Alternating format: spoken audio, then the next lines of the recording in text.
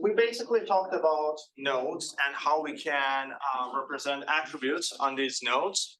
It can be real or discrete. So it's not a huge leap if we basically say that we can also represent different types of attributes and real values on edges as well. So there are three types of graphs for doing so.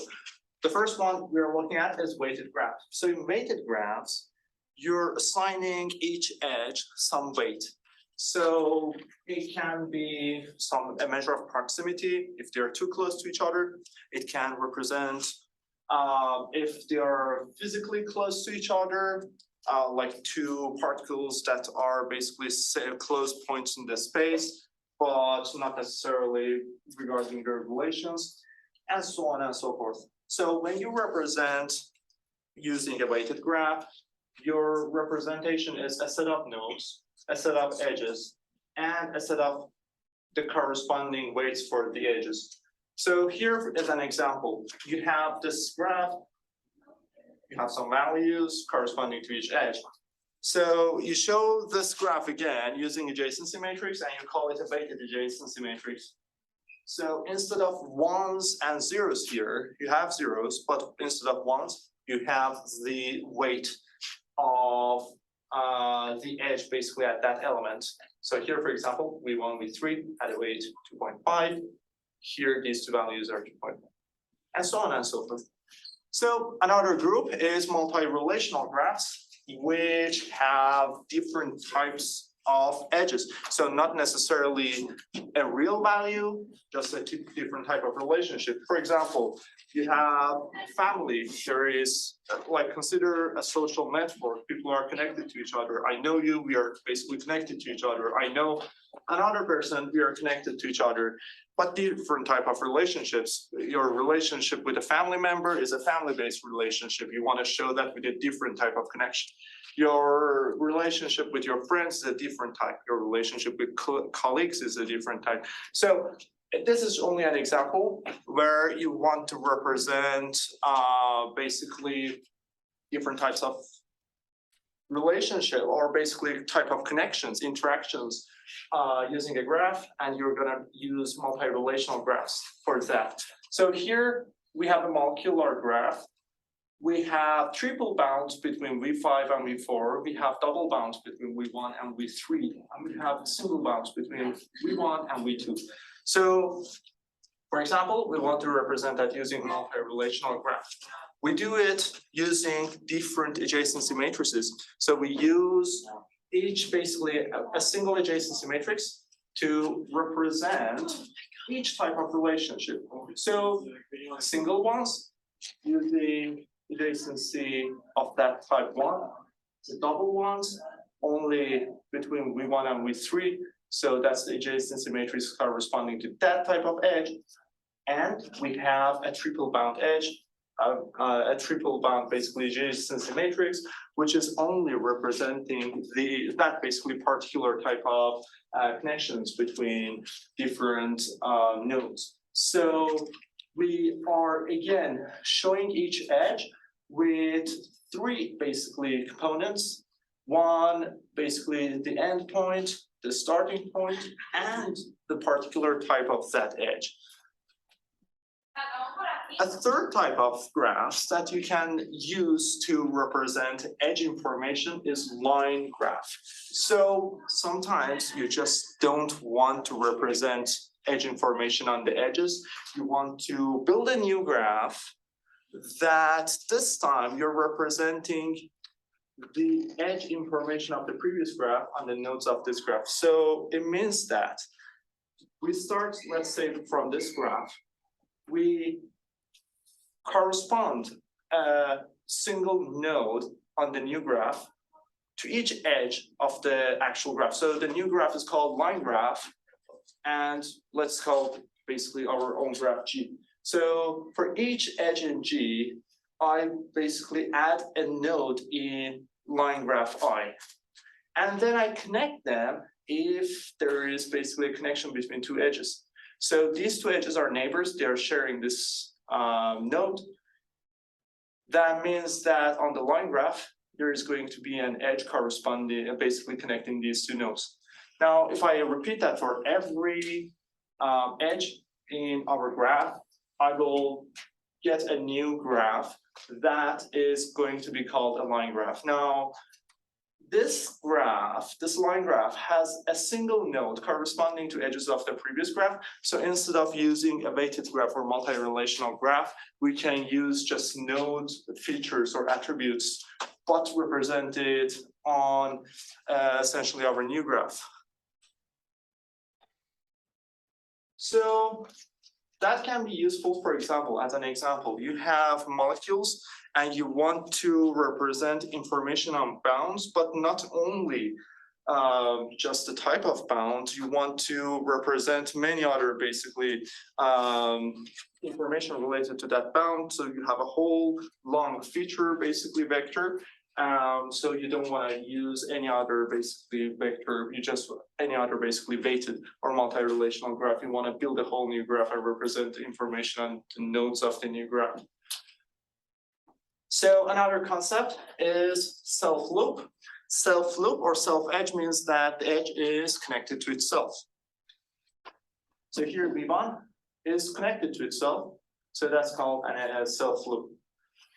In adjacency matrix for undirected graphs, when we're representing a self-edge, we're assigning, so that's going to be V1 to V1. So it is going to be represented by elements of the diagonal of that basically matrix. And you're gonna set that to 2 because it is 2 connections essentially. It is basically going out of this way and coming basically in from the other way. So we set that to 2. Another concept on graphs is neighbors. So let's say that this node, the neighbors of this node are the nodes that are directly connected to that node. So it means that they share an edge. They are basically on the 2 ends of an edge. Here for this one, these basically 4 nodes are directly connected to this node. So for that reason, these are neighbors of this node. We have a K-hop neighborhood. So let's say that this is me. This is my social network account. I have some friends that are connected to me. These are called my one-hop neighborhood, means that basically all the nodes that are directly connected to me.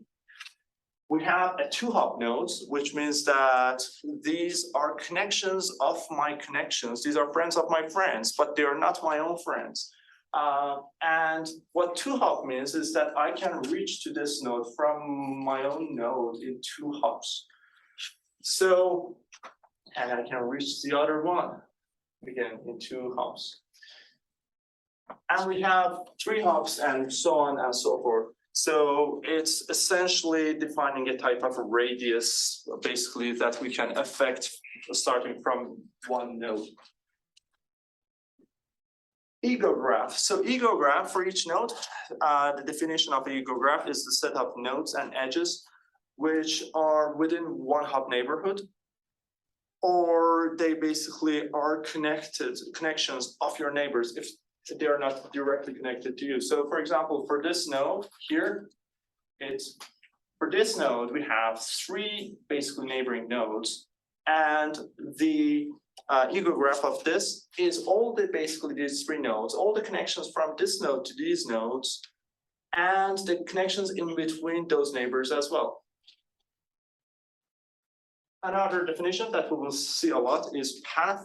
A path is a unique sequence of nodes that start from one and basically ends in another one, and there's edges that connect all of these.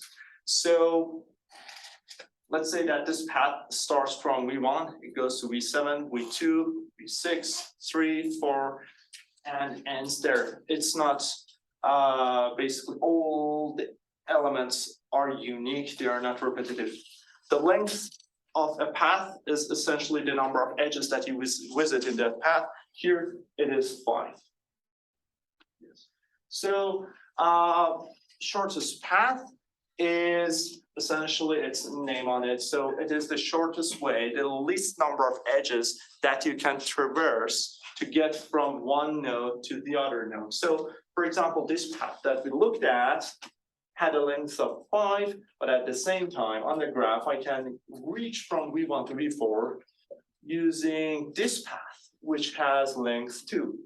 But this path is not necessarily unique. There's another one here. You can reach from V1 to V4, two basically steps from this side as well. So the distance between two nodes is defined as the length of the shortest path basically that connects these two.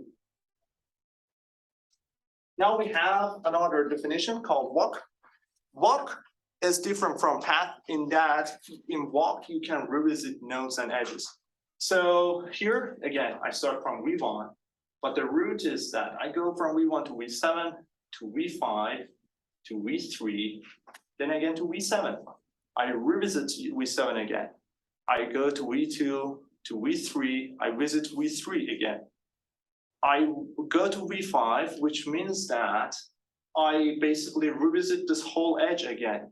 So we can revisit nodes or edges when we basically talk about walks. It just means that you're traversing, starting from some node and ending at some node without any restriction on where you're heading to. So again, the length of a walk is the number of edges that you see while traversing on this walk. So let's say that, so the number of walks of length 1. We want to see if there's a way, there's a connection between the number of, the size of a walk and adjacency matrix. So for example, can we given the adjacency matrix of a graph, can we see basically the number of walks that are walks of particular length that are connecting two different nodes or not? So we said that in adjacency matrix, the elements are 1 if those two basically the corresponding indices are connected. So here, for example, these two nodes are connected. V1 and V2 are connected, so this is 1. So this one means that there's a walk of length 1 between basically V1 and V2. Now, if I want to see if there's a walk of length 2 between V1 and V3, what should I do? It's basically simple. I should have a walk, basically an edge from V1 to some node, and I should have an edge from that some node to my V3. So I go over all the nodes in the graph. So it is V2, the rest of the nodes, V2, V5, and V4, and see if any of these are connected to V1. They are not. So only V2 is connected. So that's my only way. Then I should look if V2 is connected to V3. Let's look at from the other side. If we were going basically wanted to go from V3 to V1, we were looking, there were 3 different nodes that were connected to V3. Then at each basically node, you should have looked if any of these 3 are connected to V1 or not. So now we divided the problem of a walk of length 2 in 2 basically walks of length 1. And we can represent each of those using the adjacency matrix. So adjacency matrix, the index IK, AIK means that element IK of our adjacency matrix is representing if there is a connection, basically a path, one basically step, an edge basically between nodes I and K. And then AKJ is an indicator if K is connected to J. So we write this in matrix form and we will get this. So essentially, if I want to know the number of walks of length 2, I simply compute the power 2 of the adjacency matrix, and I look at element ij of that basically new second power of our adjacency matrix to see how many walks of length do I have. So I had all that. So we can basically extend this to longer walks with just different powers. So I'm looking at this nij to the power of r means that, superscript r means that I'm looking at the number of edge basically walks between node I to node J that have length R. And that is going to be found by the rth power of our adjacency matrix. And then we're looking at the element ij in that matrix. So two other concepts are complete graph and cliques. If we have a graph that every node in this graph are connected to each other, then we are going to say that we have a complete graph. So here it's a complete graph of size 7. It has 7 nodes and all 7 of them are connected to each other. This one is a graph of size 6 connected graph. All edges are connected to, all nodes are connected to each other, and so on and so forth. So, but sometimes you don't have a complete graph, but a subset of nodes are all connected to each other through here in this larger graph. I have 4 nodes that are connected to each other.